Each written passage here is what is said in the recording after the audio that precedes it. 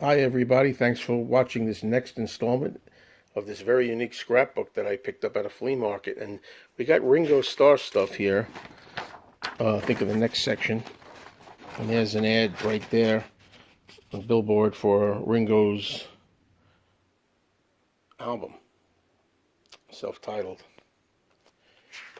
And his best album, and everybody should pick this up, even if you're not a big Ringo fan. You won't go wrong there, folks. If it makes you feel any better, there are all four Beatles play on there. Ringo and his wife parting ways.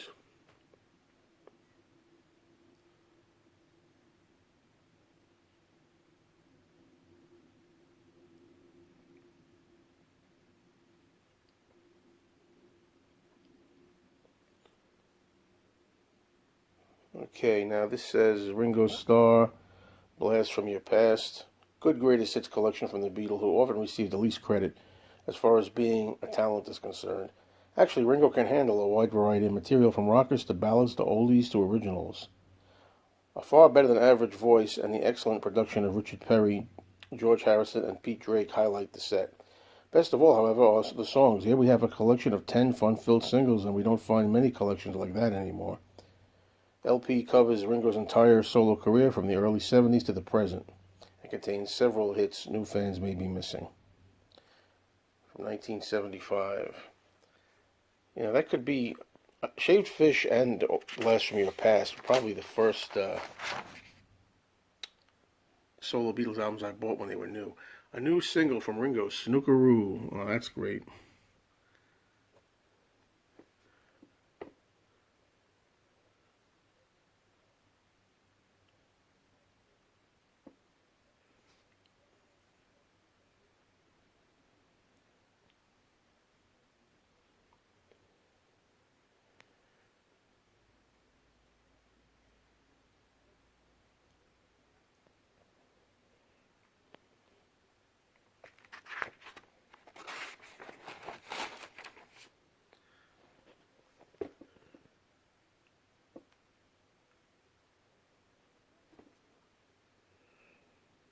Here's Ringo's Rotogravure album where, things started to go down for him.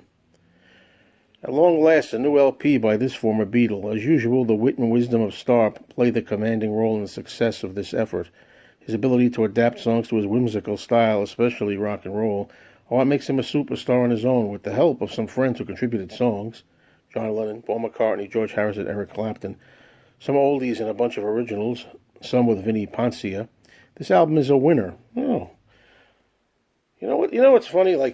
Some of the Paul albums that you thought were well accepted were actually trashed, and Ringo albums that you thought were trashed actually kind of accepted. Here's a rotogravure from Rolling Stone. When it comes to making records, Ringo continues to be the least self-conscious ex-Beatle, and Ringo's rotogravure is yet another pleasant outing. Holy mackerel. There you go. Good for you, Ringo. There's Ringo holding his gold records. Ringo Starr, never too late. Ringo Starr receives 1 platinum and 3 gold plaques from Capitol President Bhaskar Menon. Platinum is for Ringo, the album. Gold for the singles You're 16 and Photograph, and the LP Ringo. There's the ad, Ringo's Rotogravure, featuring the single A Dose of Rock and Roll on Atlantic Records and Tapes. Ringo Starr and his latest girlfriend, Nancy Andrews. She did a fantastic book on Ringo with a lot of good photos.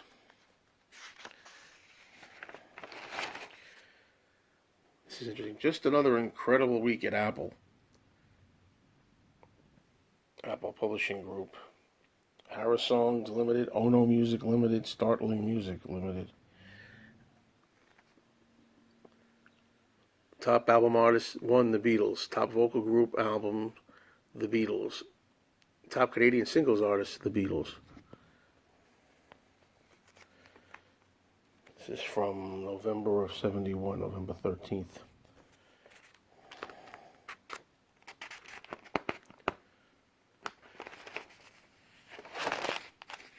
Apple Studios. Built for the needs of today with the foresight to encompass the needs of tomorrow. Those are Apple records.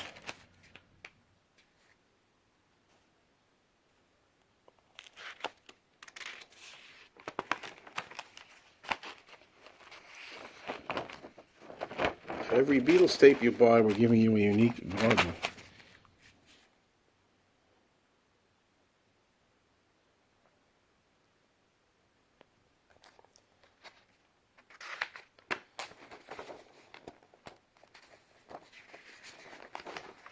I missed one here. Apple Core Limited.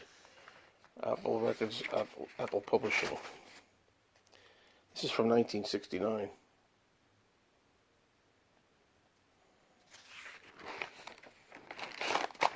Occasionally you get a 1968 or 69 feature, but most of this is from the 70s.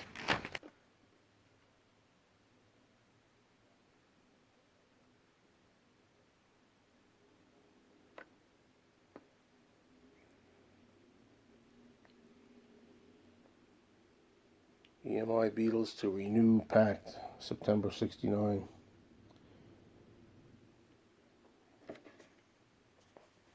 So as you can see, a lot of 1969 stuff here too.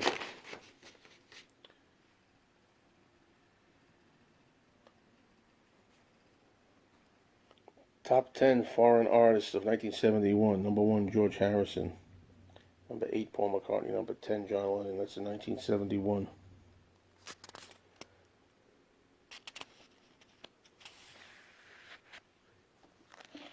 This is interesting. January 17, 1970, Beatles' new single, Do. The Beatles' next single to be released at the end of February will be Let It Be, coupled with You Know My Name, from the forthcoming Get Back album. It's so weird reading this stuff in, retrospect. Apple has now compiled the tracks for a U.S. album of old material, which will be released on Apple through Capitol. I think they're talking about the Hey Jude album. End to Beatles legal hassle due soon. Here's something from 1975. Beatlefest, a success without the Beatles. So we're talking here about John Lennon quoted here, "I never want to be a has-been without money," said John Lennon Beatle. "I want to be a has-been with money." So last weekend I attended the second annual Beatlefest and can now assure Lennon he may never be a has-been, and he can always make money. So this is a review of the second fest in '75. Very cool. 4 individual Beatles score on Hot 100 for the first time. The all-powerful solo Beatles, repeat, solo performers, have all made Billboard's Hot 100 for the first time. Collectively, they almost owned the national best-selling single survey when they performed together. This week, Paul McCartney and Wings are the 8th position with Junior's Farm and Sally G. Ringo Starr is 14 with Only You. George Harrison is 24 with Dark Horse, and John Lennon bows on the chart at 68 with Number 9 Dream. So 1975. A remarkable resurgence of Beatlemania. From 1976. A brave bid to bring back the Beatles.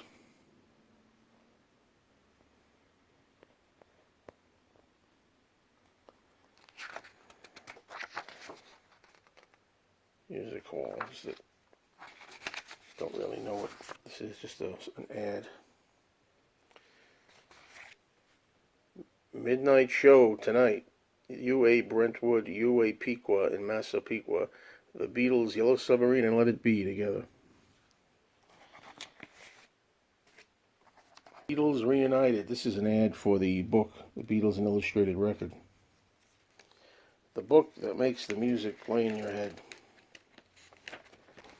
I remember this when it was a new magazine.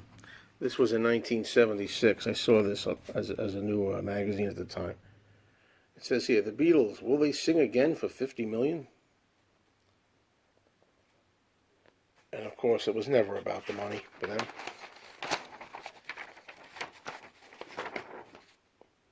Here's the article. Bill Sargent peppers the Beatles with $50 million to come together again. And then I remember there were some responses here. Harrison says he's ready anytime his mates are. That's really hard to believe. He was like the most against a reunion. Reunion is out if it clips Paul's wings. Ringo is game, but he doesn't need the dough. I don't believe that either. Lennon is playing daddy, but color him available. I remember that. I remember thinking, oh man, there's a possibility Lennon's like interested. You know, it's like...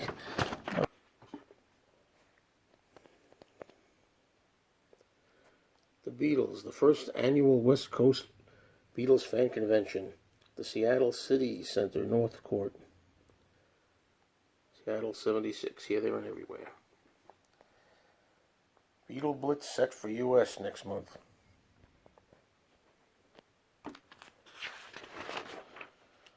Here's a picture that somebody drew. It says by Drew Friedman, the Beatles and Yoko in their 70s. Well, first of all, Yoko all the way on the left there looks absolutely nothing like how she looks. She looks great. And Lennon didn't make it, but I think the only one here who looks kind of like the guy anticipated is probably Paul. I don't know. The other ones don't really. George is dead, and Ringo doesn't look dead. He looks fantastic. So, who's behind the Beatle hustle?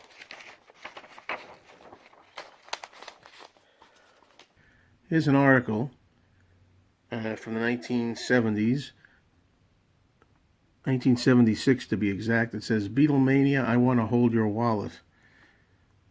And it says here, perhaps it's time again for songs of innocence. But the Beatles material is being released now, not because we want it more, but because it's better for business. Well, I think it's both. If nobody wants it, it's not going to sell. So, that's silly. I'm sure it's better for business because the Beatles still sell better than everybody else in 76. However, you know, it's not going to be good for business if they don't make any money because nobody wants to buy. Refried Beatles. The Beatles' latest hits, rock and roll music. The dazzling repackaging of classic Beatles represents a rock dream reunion of sorts, not of the Fab Four, of course, but of the music and its pure, powerful essence. Okay.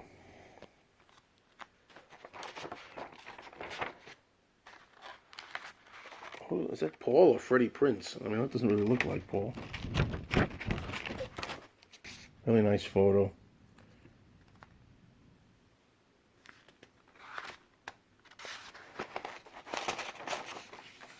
George Martin interview. Can't forget him, the true fifth Beatle. Are you ready for all this in World War II? Words and music by Lennon and McCartney. A lot of artists there. And there's the picture. Soundtrack album and the motion picture ad. Here's an article on the $230 million offer. Saturday Night Live, Lorne Michaels. Group after Beatle fans. Beatles Fund. Would you send $1 to this man so the Beatles get back together for another concert? That's the idea behind Alan Amron's International Committee to Reunite the Beatles. You got to be kidding me. It's not about the money, guys. Here's an article here. Bless you, Beatles, but don't return. From July of 1977. It's 1977. Do you know where your children are?